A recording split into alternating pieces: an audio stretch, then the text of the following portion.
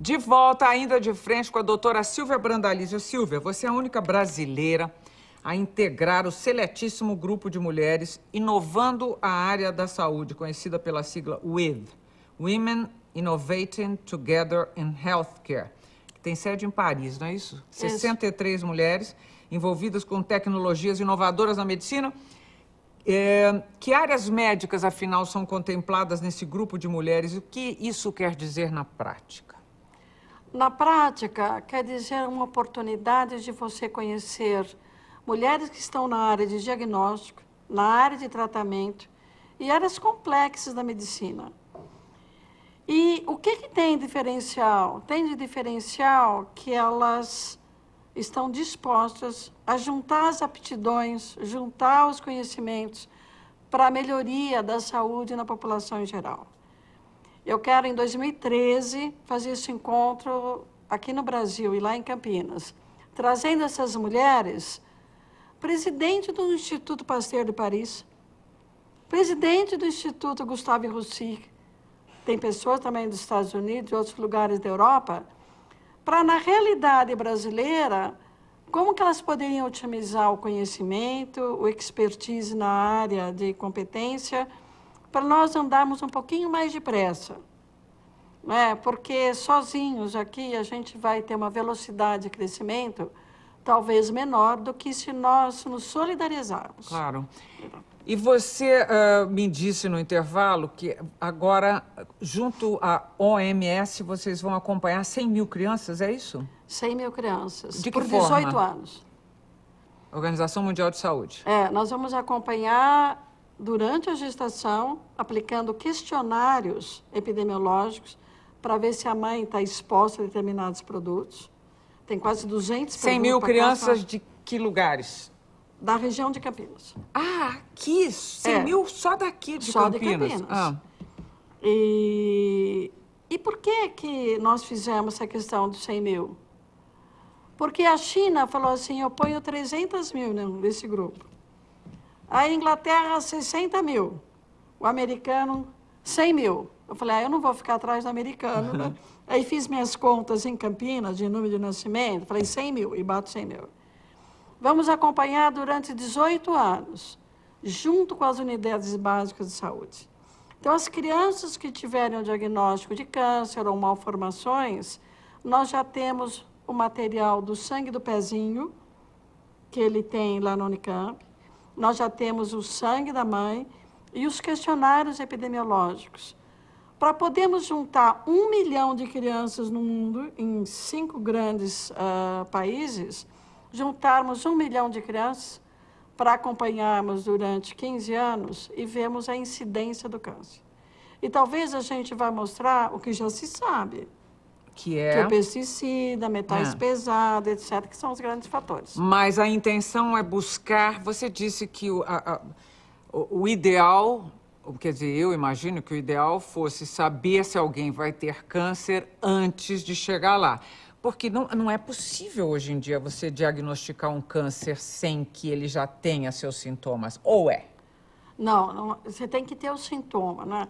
Agora, nesses pequenininhos, até 2 anos, a gente pode diagnosticar sem nenhum sintoma. Porque eu estou usando uma ferramenta que é o mapeamento da retina, né? O ultrassom abdominal. Mas o grande objetivo para esses próximos 20 anos, e eu espero viver esse tempo, é conhecer os fatores de risco, para nós ensinarmos a população que vem daqui a 20 anos a evitar os fatores de risco. Para o câncer, fazer isso para baixar.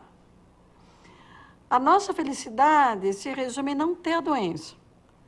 E assim como a gente viveu a polimielite, que existia e depois ela decaiu com a vacina, na área do câncer, se nós conhecemos fatores de risco e tivermos uma política pública para evitar esses fatores, talvez a gente consiga diminuir o câncer daqui a 20 anos. Ai, que maravilha que seria.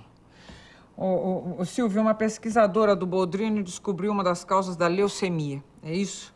A mutação da proteína IL-7R, causadora de um tipo de leucemia chamada linfóide aguda, tá correto? O que representa esse avanço no estudo da leucemia? E me diz, é esse tipo de trabalho que coloca o seu centro, o Boldrini, no mapa mundi do combate ao câncer? Olha, a leucemia T, o trabalho desse grupo de biologia molecular foi na leucemia T. A leucemia pode ter duas origens, a T, que vem do timo, e a B, que vem dos linfonodos.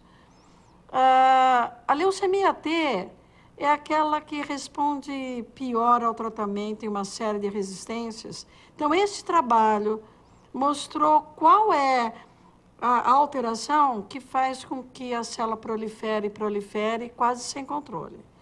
Foi um aspecto inovador, reconhecido internacionalmente, e isso dá uma qualificação para a instituição. Nós já sabemos que a pesquisa é a única forma de você garantir uma medicina de qualidade. E hoje em dia o Brasil investe em pesquisa porque nós já perdemos muitos cientistas para condições melhores fora do país. Mas eu acho que investe pouco ainda. E a gente tem, assim, dificuldades enormes para conseguir, tanto FAPESP como o CNPq, conseguir as verbas para pesquisas bem pontuais. Eu acho que tem que avançar mais, né? E o novo ministro Mercadante, ele disse que vai trabalhar melhor com a questão de prover recursos para os centros de pesquisa. Mas o nosso foco hoje no Boldrini é fazer um centro de tecnologia inovadora na saúde. O câncer é um aspecto. Eu não posso mais deixar de conhecer que o diabetes, a hipertensão, essas doenças crônicas estão todas no mesmo saco. E que as malformações correspondem a 7% das mortes no estado de São Paulo, até 5 anos de idade. Então, trabalhar com a saúde da mãe, a saúde da criança, passa a ser a mudança de foco. Embora o nosso interesse específico seja câncer, malformações, mas abre um leque. Esse grupo de 100 mil vai abrir um leque para todos os profissionais da epidemia e da pediatria interessados em hipertensão ou diabetes ou doenças degenerativas, que eles entrem nesse grupo, tem todo um material que serve para todos interessados. Ô, Silvia, tem um detalhe sobre o Boldrini que chama a atenção do mundo, que tem a ver com a concepção arquitetônica do centro, né? Que foi ideia sua. Explica. Olha, a ideia, na realidade, não foi minha. Como eu te disse, assim, meus grandes professores são as crianças. Então, formada numa escola tradicional, trabalhando na Unicamp, numa Santa Casa tradicional, eu achava normal trabalhar num lugar feio, num lugar tudo branco, com aquela enfermeira que fazia assim silêncio para ninguém falar nada. Até que um menino de 11 anos tenta suicídio. Filho de um servente de pedreiro. Aí esse menino, assim, de olhar lindo, etc., fala, tia, eu não quero mais viver. Eu não sabia, na realidade, como trabalhar com a criança toda ensanguentada, né, que ele tinha tentado cortar o pulso. Eu falei, o que acontece, Hamilton?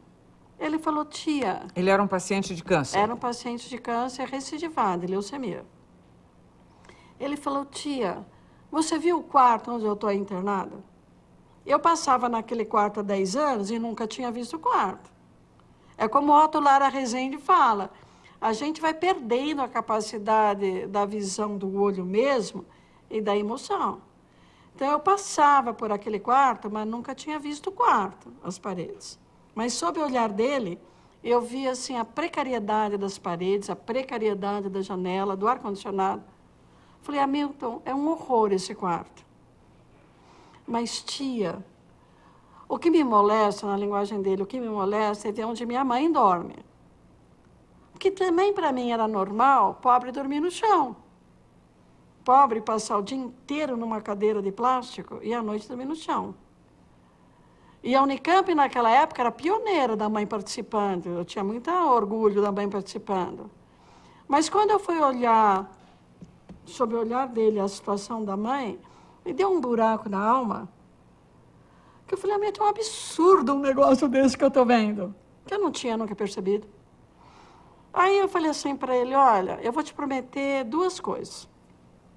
Eu vou te prometer fazer um hospital onde vai ter um quarto da criança, com uma janela clara, para a criança ver o céu, o sol, as plantas. Ah, tia, você promete? Prometo. E vou fazer nesse hospital um quarto para a mãe dormir numa cama. Nenhuma mãe vai dormir mais no chão. Ah, tia, promete? Prometo. Eu falei, então eu te prometi duas coisas. E você vai me prometer uma coisa.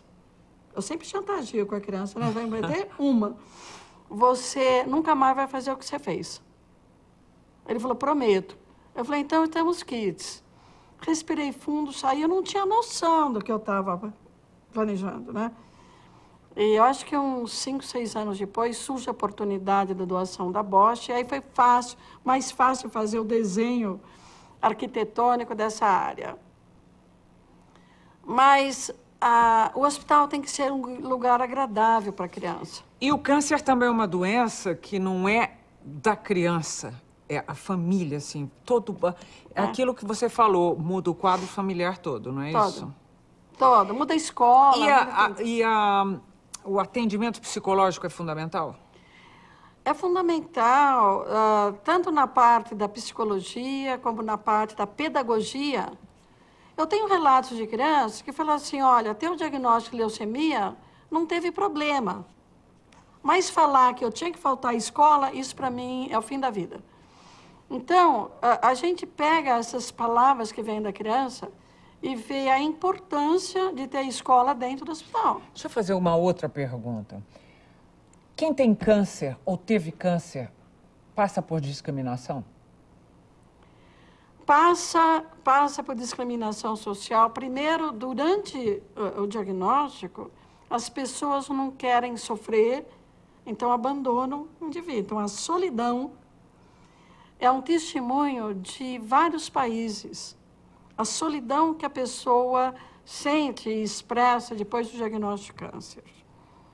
E a segunda coisa, depois que ela cura de câncer, quando ela vai procurar um emprego, fala assim, mas você teve câncer, então a pessoa o emprego já fica de lado. Então, continua tendo discriminação. Na primeira, afetiva, onde é mais fácil abandonar o outro para não sofrer. Para não sofrer do que você e deve chorar ter um medo pessoal também, não?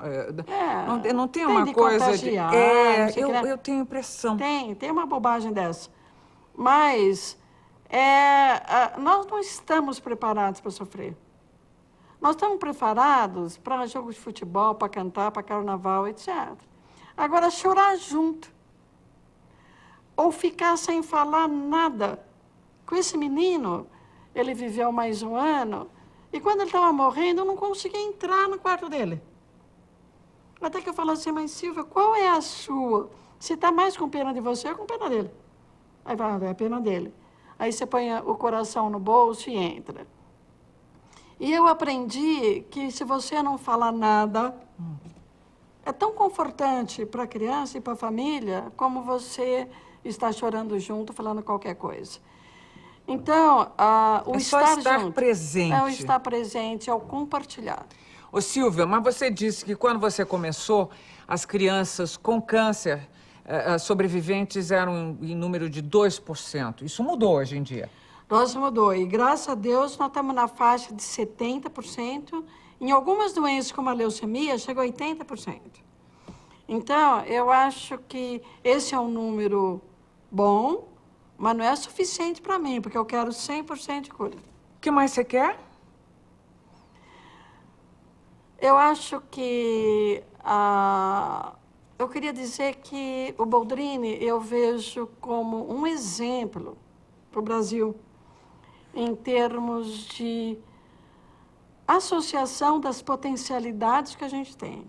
A potencialidade da vida acadêmica, a potencialidade do poder público, que também tem suas limitações, a potencialidade dos empresários e da sociedade, que essa tarefa é uma tarefa de todos nós.